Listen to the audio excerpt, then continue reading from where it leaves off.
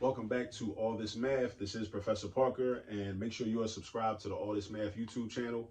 Make sure you like the video. Make sure you share the video. Make sure you also drop something in the comments, to tell us about the video and if you learned something.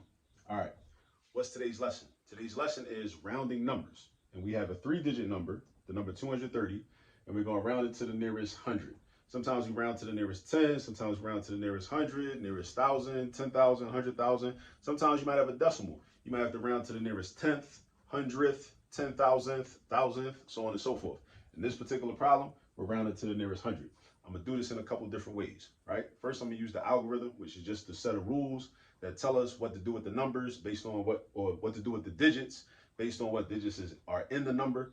Then I'm going to use a number line. I'm going to show you how to do it that way. Then I'm going to use a variation of the number line where I show you how to use something called a rounding hill.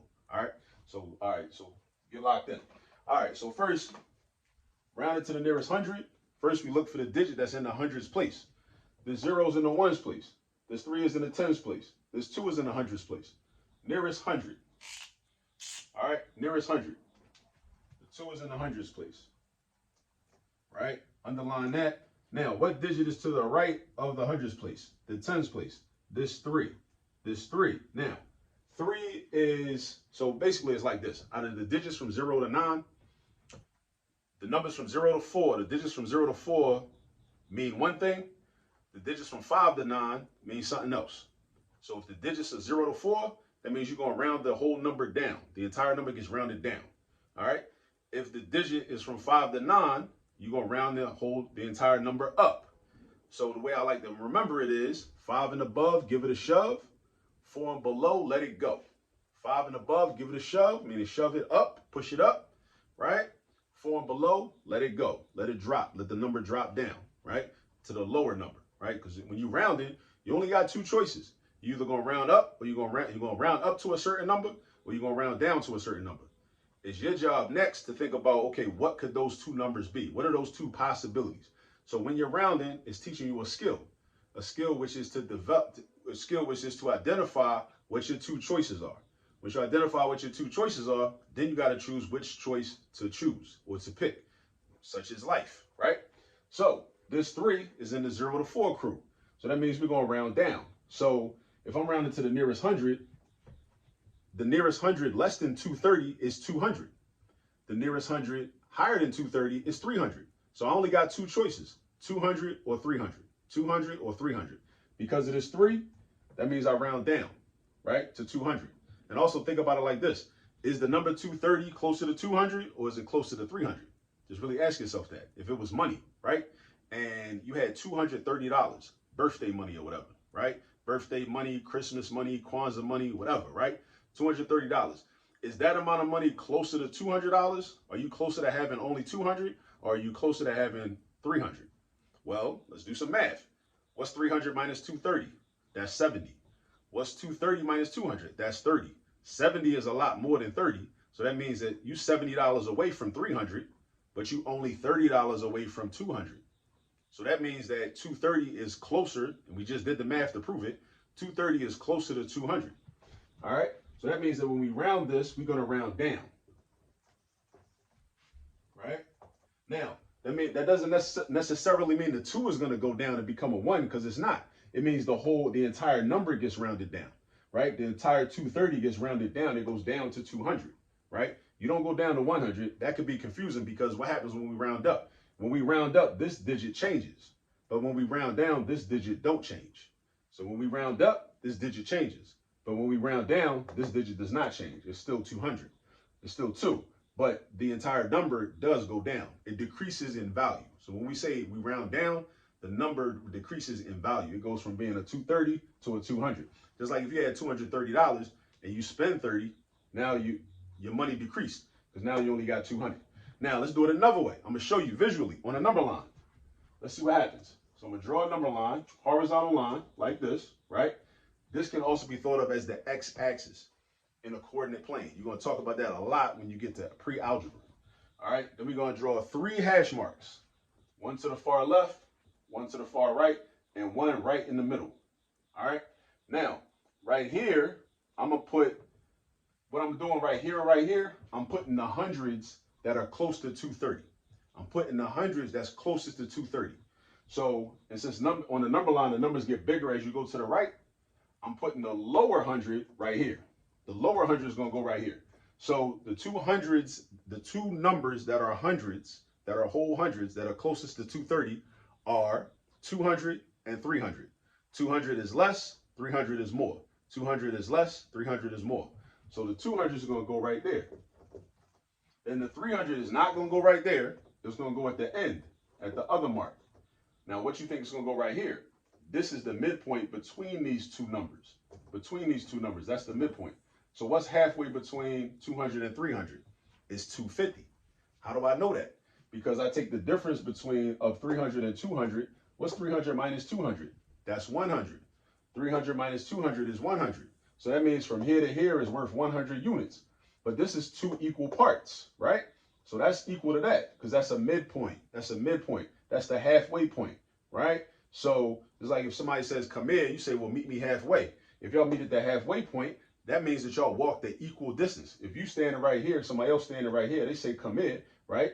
Like, you know, back in the day when, you know, somebody tell a girl, hey, meet me, come here real quick. And she say, meet me halfway, then you meet halfway. So that means y'all walk at equal distance. Y'all travel at equal distance. So I'm standing here, she's standing here, we meet right there. We travel at equal distance. So if this is 100 from here to here, and then I divide 100 by 2 into two equal parts, right? Two equal parts, because I said, that's what I just said, two equal parts. What's 100 divided by 2? That's 50. So that's the same thing as doing 200 plus 50, which means that's got to be 250, like I said. Or you can say 300 minus 50. You still going to get 250. 250 is going to be the middle value. Now, next thing you do, using the number line, is you say, okay, well, where would 230 be? You need to plot 230. Where 230 going to go at? It's not going to be over here, because 230 ain't bigger than 250.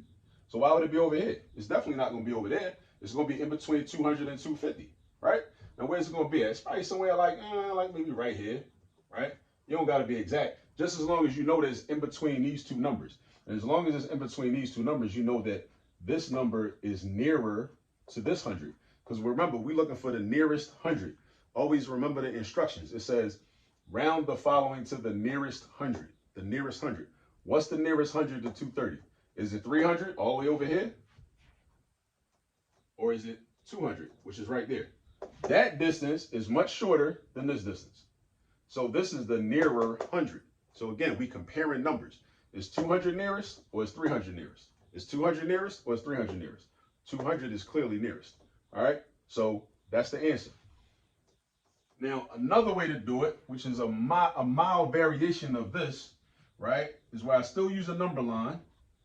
This actually the funnest way, I think, for me personally, you know what I'm saying, is the funnest way. It's called, I use a rounding hill. All right, so I'm still gonna have my 3 hash marks.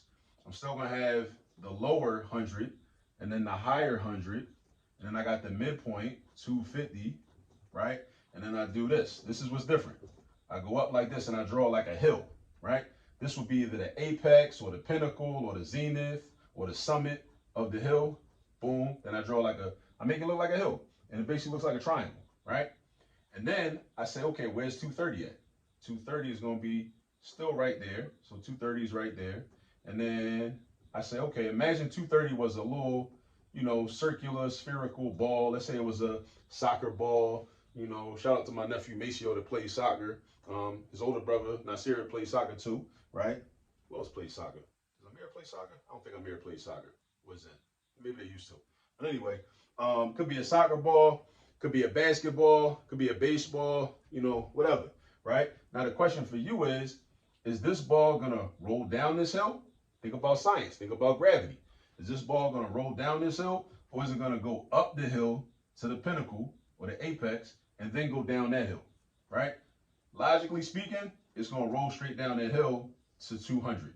It's gonna roll down the hill and hit 200. That's another way to tell that when you round to the nearest 100, 200 is the nearest 100. Or you could just look at it, just like we did up here. Here go 230, here go 200. Here go 230, here go 300. 300 is further away. It's not the nearest. So always think about the instructions. You're looking for the nearest. All right? And again, that's just a little bit of something just so you can understand how to round numbers. You know what I mean?